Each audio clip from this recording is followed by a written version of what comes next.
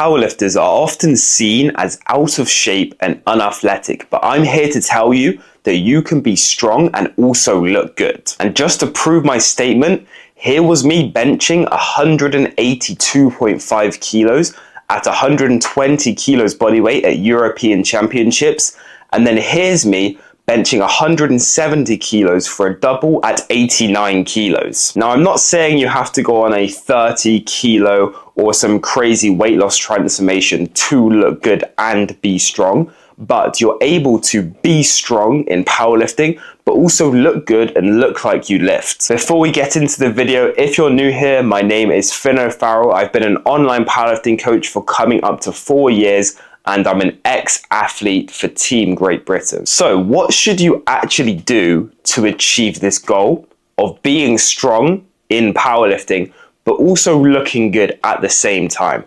Now, when it comes down to programming, you need to do this properly, because a lot of time when people create their own programs or get programs, it has a very big focus on the 3 SBD lifts, so the squat, bench, and deadlift, but it doesn't have that much of a focus on the accessory movements and the movements that are needed to build muscle. And now, building muscle is obviously good in the sense you're going to look good and you're going to look bigger and look like you lift, but you also need to build more muscle over time and have that focus on the accessory movements for long-term strength. Because when it comes to strength, in the short term, most of your gains are going to be neurological and the technical aspect of lifting and just getting better at the movement. But long term, your strength gains are going to come from building more muscle. So when it comes to programming your accessories, I would usually recommend to train each muscle group 2 times a week. Now, this might not always be possible, but I would recommend to try and get at least 2 times. You can do 3 times,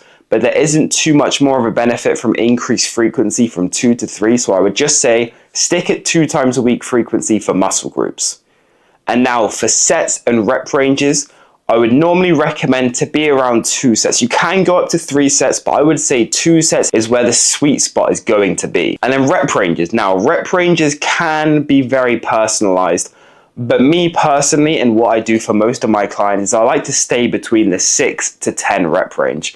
So not going too heavy around the 4. You can do 4 reps, but I would just recommend to stay in the 6 to 10 rep range, especially for powerlifting, just because if you are going very, very heavy around those 4 reps, it's going to put a lot of stress in your joints on top of all the stress that you already have from doing the squat, bench, and deadlift. But 6 to 10 still might be quite heavy for you. So then you can go to maybe 8 to 12 or 10 to 15.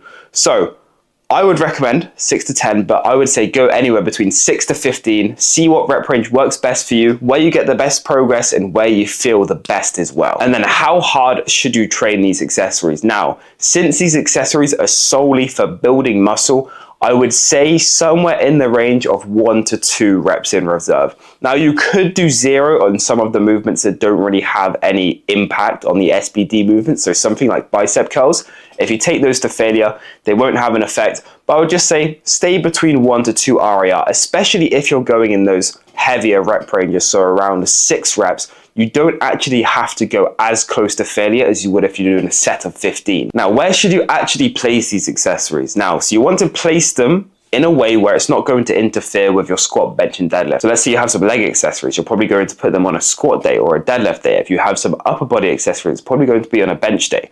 Have a play around with where your accessories are and have them in a place where it doesn't interfere with the SBD list and you don't have any muscle soreness or any issues going into your next training sessions. And just to finish off how to program accessories, accessories aren't there just to build muscle. They can also be used to complement the SBD lifts, help with strength, or just help with movement.